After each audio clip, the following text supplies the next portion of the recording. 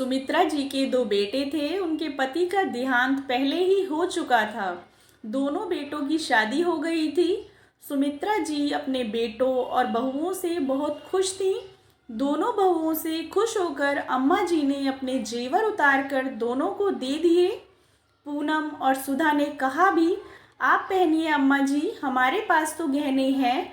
तो अम्मा जी ने कहा, अरे बिटिया, अब तो मैं बूढ़ी हो गई हूँ, ये गहने अब मेरे किस काम के। अब तो ये मुझे चुभते हैं। तुम दोनों नई नवेली दुल्हनें हो, तुम पहनो, तुम पर ज़्यादा अच्छे लगेंगे। दोनों बहुएं बहुत खुश होकर गहने रख लेती हैं और अब अम्मा जी को खुश करने का कोई मौका नहीं छोड़ती थी। अम्मा जी को भी यकीन हो गया कि अब उनका बुढ़ापा अच्छे से कटेगा। क्या हुआ अम्मा जी, आपने ये चादर क्यों हटा दी? आज सुबह ही धुली हुई चादर बिछाई थी मैंने। तभी शीला एक बाल्टी पानी और झाड़ू लेकर आई और कमरे को धोकर चली गई। अरे बहू, एक दूसरी चादर लाकर बिछा दे, फिर बताती हूँ, अम्मा जी ने कहा। सुधा ने दूसरी चादर बिछा दी। अब तो बताइए अम्मा, सुधा ने कहा। रामू का बेटा मेरे कमरे में घुस आया था और उसकी गेंद मेरे पलंग पर आ गिरी, इसलिए कमरे की सफाई कर इसे शुद्ध करवाया। तुम लोगों से 1000 बार कहा है कि काम करने वालों के बच्चों को घर के आसपास मत खेलने दो, ऊपर से ये अछूत है। धीरे धीरे ऐसे ही समय बीतता गया और कुछ महीनों बाद अम्मा जी को एक बीमारी हो गई और वे अपने बिस्तर से बिना सहारे के उठ भी नहीं पाती थी। पूनम ने तो अनिल से कह दिया, मैं अम्मा के कमरे में नहीं जाऊंगी, कल से शीला ही उनका सारा काम करेगी।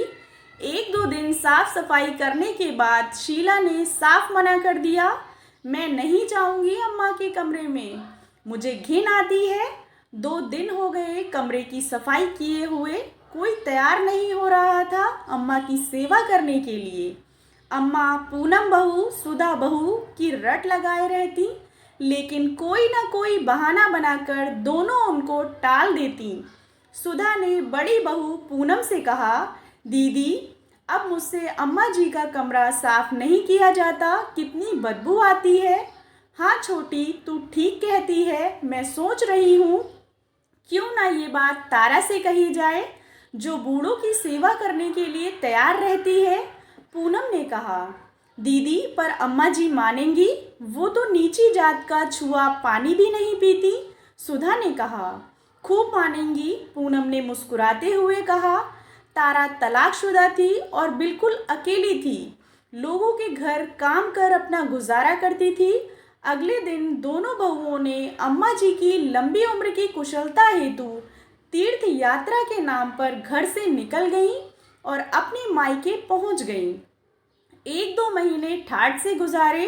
इधर दूसरे दिन तारा अम्मा के कमरे में गई। उसे देख अम्मा चिल्लाई, तू यहाँ? हाँ अम्मा जी, आपकी सेवा करने आई हूँ। मगर मेरी बहुएं? जी, उन्हीं ने मुझे ये पुण्य का काम दिया है।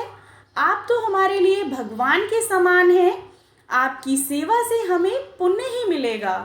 तारा ने अम्मा जी के कमरे में जाकर अम्मा जी के बिस्तर को साफ कर पूरे कमरे की सफाई की। जो कमरा बदबूदार था, अब वो फिनाइल की खुशबू से भर गया। आज अम्मा जी को सारे रिश्तों की असलियत पता चल गई। आंखों में आंसू भरे एकटक तारा को देखे जा रही थी। आज उन्हें एहसास हुआ कि वास्तव में अछूत कौन है। अम्मा ने तारा को खूब आशीर्वाद दिया। धीरे धीरे अम्मा जी की सेहत में सुधार आने लगा। बीमारी ने अम्मा जी को अपने और परायों का अंतर समझा दिया।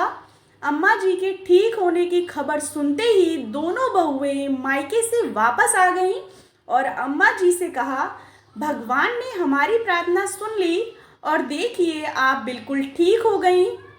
हमने आपकी सेहत में सुधार हेतु कितने मंदिरों में भगवान से प्रार्थना की, बहुत दान पुण्य किया और देखिए हमारी प्रार्थना रंग लाई और आप बिल्कुल स्वस्थ हो गई।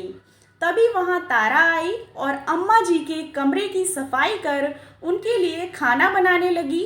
अरे तू यहाँ क्या कर रही है? अब अपने घर जा, अम्मा जी तेरे हाथ का खाना पीना नहीं खा सकती। पूनम ने कहा। हाँ हाँ दीदी ने सही कहा, सुधा ने पूनम की हाँ में हाँ मिलाई। बहू, जब तुम दोनों मुझे छोड़कर मेरी लंबी और स्वस्थ होने की कामना करने अपने मायके गई थी, तब इसी ने मेरी सेवा की, मेरे खाने पीने का ध्यान रखा। आज अगर मैं स्वस्थ हूँ और जीवित हूँ तो सिर्फ तारा की बदौलत।